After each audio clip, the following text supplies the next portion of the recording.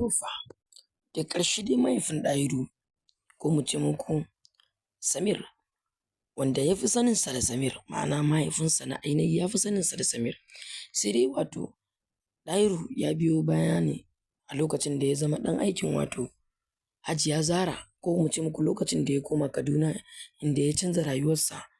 inda ya koma garuwa. Sai dai mahaifinsa ya so ya gano me ke faruwa tsakaninsa da wato wa'annan masu kamfani daga Kano, wanda ya ga tun lokacin da Babawo ya shiga zuwa ga wato ofis ɗin, ya ce kuma yana son magana da wato Ɗahiru. Hakan ne ya sa wato tun lokacin da ya bayyana masa wasu kalamai, Ɗahiru ya birkice, sannan ya nuna mahaifinsa zai tafi zuwa ga wato waje domin da su tattauna da Babawo. Sai dai mahaifinsa ya gaya masa kan cewa fa baƙi muke da su, kuma ka san manyan baƙi ne, idan har ba mu tarbe su tarba mai kyau ba, gaba ba za su kalle mu da mutunci ba. Sai dai Ɗahiru ya faɗa masa kan cewa, ko mu ce muku Samir ya faɗa masa kan cewa fa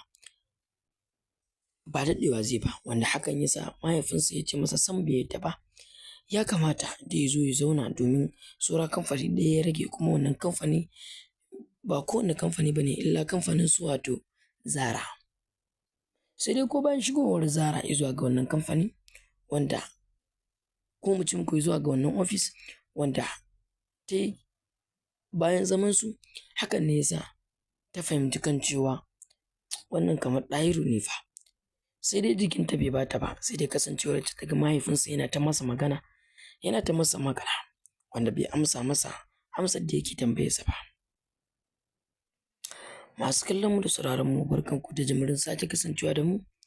a cikin hamshakiyan tashar nan mai albarka mai suna Duniyar Shiri TV. Na ce idan har ya kasance wani ne zuwanka na farko na tasha mai albarka, muna ga mai rukunka ka danna subscribe da kuma alamar karrawa domin ganin shirikan da zarar mun dora. Wanda hakan ne ya sa mahaifin Ɗahiru ya fara tambayarsa kan cewa me yake damun ka ne? Tun lokacin da Babawo ya shigo zuwa ga wannan ofis ɗin, gaba ɗaya situation ɗinka ya canza, ma'ana yanayin ka ya canza.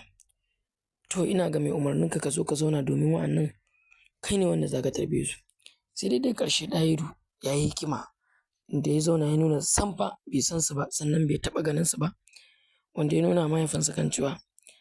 wani saƙo ne ya sa zai shiga cikin wani relegation, ma'ana cikin wani yanayi, amma yanzu ya dawo hayyacinsa. Sai dai ƙarshe bayan yadda suka gama tattaunawa da wato Hajiya Zara da ma sauran ma'aikatanta, sai dai ko bayan fitowarsu, inda Hajiya Zara take ta mamakin kan cewa Ɗahiru da gaske ƙarya yake mata, inda ta fara gaya wato CEO ɗinta kan cewa na faɗa miki Ɗahiru sam bai bayyana mana gaskiya ba, kuma za mu koma wancan gidan domin da mu tabbatar musu cewa su ba su ne asalin iyayen wato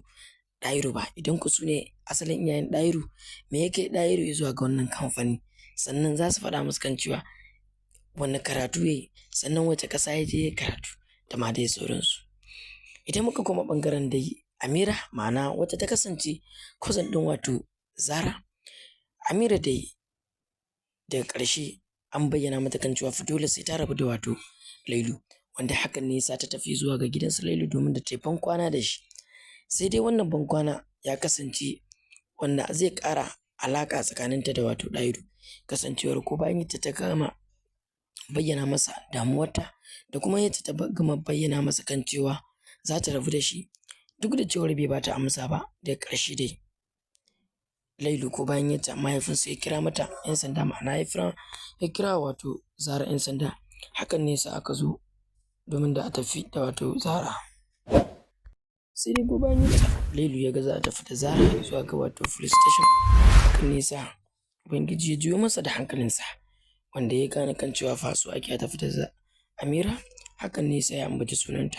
Sai dai kama daga ma'aikatan iyayensa da ma sauran mutanen layi sun yi mamakin yadda Lailu ya ambaci sunan Amira, wanda ita kanta ta yi mamakin wannan ambatar sunan da ya yi. Sai dai daga ƙarshe wato mahaifin Lailu ya amince da wato ƙudurin da wato